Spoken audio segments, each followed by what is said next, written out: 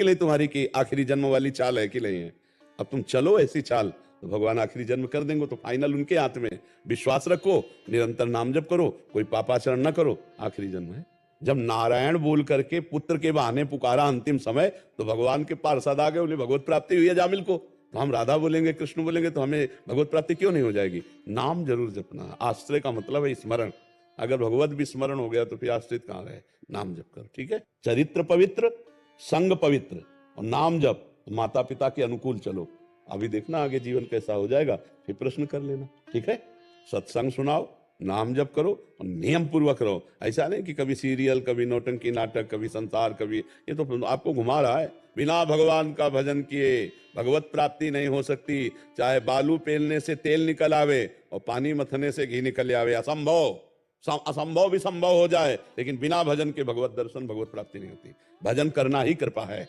ये संसार बड़ा झूठा खेल वाला है। अपने सगे पुत्र अपने बाप को पीट करके घर से निकाल देते हैं, अनाथालय भेज देते हैं। या एक माई आंखों से अंधी थी, तो उसका बेटा कि चलो तुम्हें दवा करवाएं, और स्टेशन में छोड़ गया। बड़ी समस्या है। इस सब समस्याओं का समाधान करने के लिए भगवान का नाम गरज रहा है। जो भगवान का नाम लेंगे उनका मंगल हो जाएगा। भगवान मंगल भवन है। हम ये तो नहीं कह रहे कि वो बड़े सुख की व्यवस्था में पहुंच जाएंगे, लेकिन उनका जो पाप है वो नष्ट होकर भगवत प्राप्ति करा देंगे। कोई दुख, कोई विपत्ति, कोई अपमान या कोई सुख, कोई संपत्ति, कोई मान, ये जब हमारे प्रभु की समानता या प्रभु से अधिक हो जाते हैं तो प्रभु का विस्मरण हो जाता है। अब हमको देखना है कि उत्तम महाभागवत वो है जो त्रिभुवन की राजलक्ष्मी मिलने पर भी आधे पल के लिए भी अपने प्रभु का विस्मरण न करे। हृदय में बस तड़पन, व्याकुलता, हा स्वामी, हा नाथ, हा प्रभु कब मिलो, क्योंकि वो निरंतर सुमिरन परायण है और उसके भाव में भगवान की रूप माधुरी रहती है। और वो उस रूप माधुरी को केवल भाव में नहीं, वो प्रगट देखना चाहता है, प्रगट मिलना चाहता है। तब उसके अंदर प्रेमोन्माद जागृत होता है। कैसी भी सुखद या दुखद परिस्थिति हो, भजन ना छूटे तो भजन के प्रभाव से फिर प्रेमोन्माद जागृत होता है। भजन नसेनी प्रेम की। जितना भजन हमारा तन्मयता पूर्वक होता जाएगा, उतना हम ऊंचाई पर चढ़ते चले जाएंगे और फिर कोई प्रश्न ही नहीं रह जाएगा। कोई भी त्रिभुवन का सुख या दुख हमें भगवान से विस्मरण की स्थिति में ना आने पाए, भगवान से विमुख न कर दे, फिर तन्मया, फिर उन्माद अवस्था आ जाती है।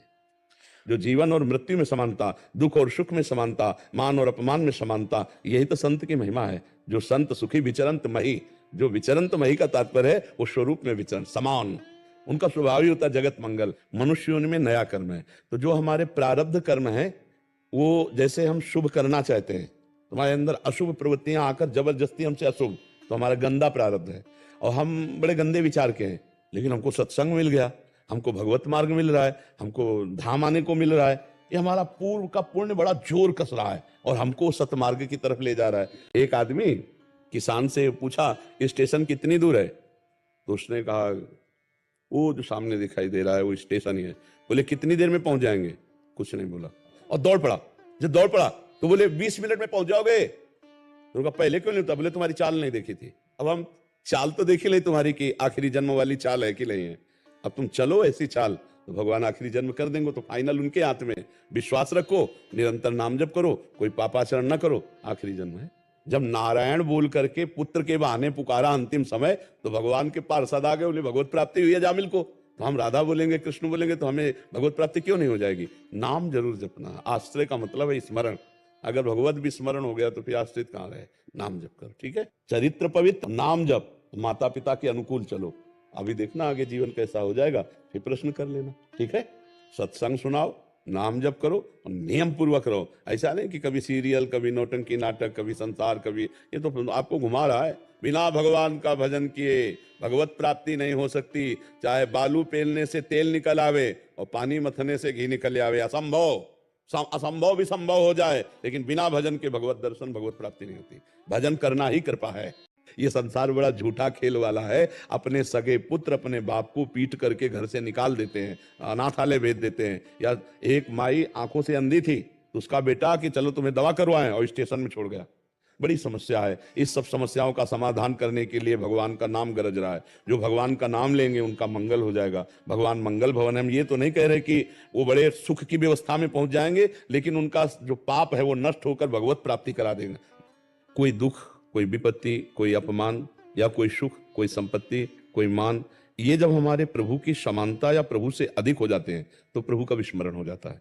अब हमको देखना है कि उत्तम महाभागवत वो है जो त्रिभुवन की राजलक्ष्मी मिलने पर भी आधे पल के लिए भी अपने प्रभु का विस्मरण ना करे। हृदय में बस तड़पन व्याकुलता, हा स्वामी हा नाथ हा प्रभु कब मिलो, क्योंकि वो निरंतर सुमिरन परायण है और उसके भाव में भगवान की रूप माधुरी रहती है। और वो उस रूप माधुरी को केवल भाव में नहीं, वो प्रगट देखना चाहता है, प्रगट मिलना चाहता है, तब उसके अंदर प्रेमोन्माद जागृत होता है। कैसी भी सुखद या दुखद परिस्थिति हो, भजन ना छूटे तो भजन के प्रभाव से फिर प्रेमोन्माद जागृत होता है। भजन नशेनी प्रेम की, जितना भजन हमारा तन्मयता पूर्वक होता जाएगा उतना हम ऊंचाई पर चढ़ते चले जाएंगे और फिर कोई प्रश्न ही नहीं रह जाएगा। कोई भी त्रिभुवन का सुख या दुख हमें भगवान से विस्मरण की स्थिति में ना आने पाए, भगवान से विमुख न कर दे, फिर तन्मया, फिर उन्माद अवस्था आ जाती है। जो जीवन और मृत्यु में समानता, दुख और सुख में समानता, मान और अपमान में समानता, यही तो संत की महिमा है। जो संत सुखी विचरंत मही, जो विचरंत मही का तात्पर्य है वो स्वरूप में विचरण समान, उनका स्वभाव ही होता है जगत मंगल। मनुष्य उनमें नया कर्म है। तो जो हमारे प्रारब्ध कर्म है वो जैसे हम शुभ करना चाहते हैं, तुम्हारे अंदर अशुभ प्रवृत्तियां आकर जबरदस्ती हमसे अशुभ, तो हमारा गंदा प्रारब्ध है और हम बड़े गंदे विचार के हैं। लेकिन हमको सत्संग मिल गया, हमको भगवत मार्ग मिल रहा है, हमको धाम आने को मिल रहा है, ये हमारा पूर्व का पुण्य बड़ा जोर कस रहा है और हमको सतमार्ग की तरफ ले जा रहा है। एक आदमी किसान से पूछा स्टेशन कितनी दूर है, तो उसने कहा वो जो सामने दिखाई दे रहा है वो स्टेशन ही है। बोले कितनी देर में पहुंच जाएंगे, कुछ नहीं बोला और दौड़ पड़ा। जब दौड़ पड़ा तो बोले 20 मिनट में पहुंच जाओगे। तो कहा पहले क्यों नहीं होता, बोले तुम्हारी चाल नहीं देखी थी। अब हम चाल तो देखी नहीं तुम्हारी कि आखिरी जन्म वाली चाल है कि नहीं है, अब तुम चलो ऐसी चाल तो भगवान आखिरी जन्म कर देंगे। तो फाइनल उनके हाथ में, विश्वास रखो, निरंतर नाम जप करो, कोई पापाचरण न करो, आखिरी जन्म है। जब नारायण बोल करके पुत्र के बहाने पुकारा अंतिम समय, तो भगवान के पार्षद आ गए, बोले भगवत प्राप्ति हुई है जामिल को। तो हम राधा बोलेंगे, कृष्ण बोलेंगे तो हमें भगवत प्राप्ति क्यों नहीं हो जाएगी। नाम जरूर जपना, आश्रय का मतलब है स्मरण। अगर भगवत भी स्मरण हो गया तो फिर आश्रित कहां रहे, नाम जप करो, ठीक है। चरित्र पवित्र, संग पवित्र और नाम जप, माता पिता के अनुकूल चलो। अभी देखना आगे जीवन कैसा हो जाएगा, फिर प्रश्न कर लेना, ठीक है। सत्संग सुनाओ, नाम जप करो और नियम पूर्वक रहो। ऐसा नहीं कि कभी सीरियल, कभी नौटंकी नाटक, कभी संसार, कभी ये तो आपको घुमा रहा है। बिना भगवान का भजन किए भगवत प्राप्ति नहीं हो सकती। चाहे बालू पेलने से तेल निकल आवे और पानी मथने से घी निकल आवे, असंभव भी संभव हो जाए, लेकिन बिना भजन के भगवत दर्शन, भगवत प्राप्ति नहीं होती। भजन करना ही कृपा है। ये संसार बड़ा झूठा खेल वाला है। अपने सगे पुत्र अपने बाप को पीट करके घर से निकाल देते हैं, अनाथालय भेज देते हैं। या एक माई आंखों से अंधी थी तो उसका बेटा कि चलो तुम्हें दवा करवाएं, और स्टेशन में छोड़ गया। बड़ी समस्या है। इस सब समस्याओं का समाधान करने के लिए भगवान का नाम गरज रहा है। जो भगवान का नाम लेंगे उनका मंगल हो जाएगा। भगवान मंगल भवन है। हम ये तो नहीं कह रहे कि वो बड़े सुख की व्यवस्था में पहुंच जाएंगे, लेकिन उनका जो पाप है वो नष्ट होकर भगवत प्राप्ति करा देंगे। कोई दुख, कोई विपत्ति, कोई अपमान या कोई सुख, कोई संपत्ति, कोई मान, ये जब हमारे प्रभु की समानता या प्रभु से अधिक हो जाते हैं तो प्रभु का विस्मरण हो जाता है। अब हमको देखना है कि उत्तम महाभागवत वो है जो त्रिभुवन की राजलक्ष्मी मिलने पर भी आधे पल के लिए भी अपने प्रभु का विस्मरण न करे। हृदय में बस तड़पन व्याकुलता, हा स्वामी हा नाथ हा प्रभु कब मिलो, क्योंकि वो निरंतर सुमिरन परायण है और उसके भाव में भगवान की रूप माधुरी रहती है। और वो उस रूप माधुरी को केवल भाव में नहीं, वो प्रगट देखना चाहता है, प्रगट मिलना चाहता है, तब उसके अंदर प्रेमोन्माद जागृत होता है। कैसी भी सुखद या दुखद परिस्थिति हो, भजन ना छूटे तो भजन के प्रभाव से फिर प्रेमोन्माद जागृत होता है। भजन नशेनी प्रेम की, जितना भजन हमारा तन्मयता पूर्वक होता जाएगा उतना हम ऊंचाई पर चढ़ते चले जाएंगे और फिर कोई प्रश्न ही नहीं रह जाएगा। कोई भी त्रिभुवन का सुख या दुख हमें भगवान से विस्मरण की स्थिति में ना आने पाए, भगवान से विमुख न कर दे, फिर तन्मया, फिर उन्माद अवस्था आ जाती है।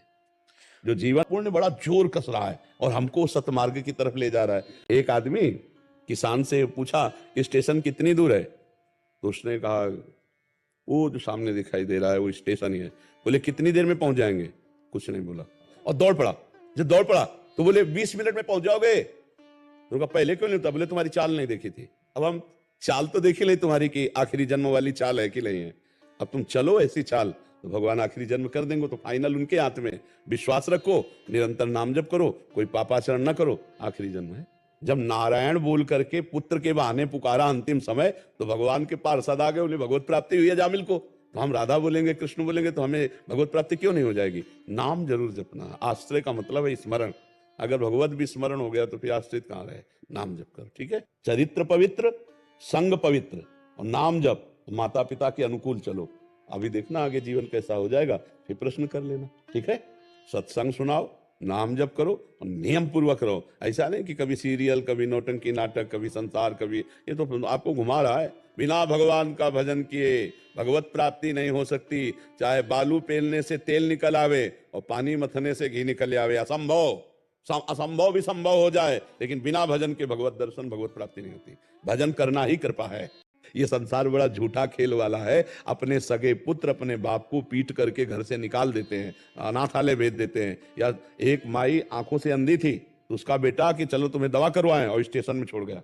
बड़ी समस्या है। इस सब समस्याओं का समाधान करने के लिए भगवान का नाम गरज रहा है। जो भगवान का नाम लेंगे उनका मंगल हो जाएगा। भगवान मंगल भवन है। हम ये तो नहीं कह रहे कि वो बड़े सुख की व्यवस्था में पहुंच जाएंगे, लेकिन उनका जो पाप है वो नष्ट होकर भगवत प्राप्ति करा देंगे। कोई दुख, कोई विपत्ति, कोई अपमान या कोई सुख, कोई संपत्ति, कोई मान, ये जब हमारे प्रभु की समानता या प्रभु से अधिक हो जाते हैं तो प्रभु का विस्मरण हो जाता है।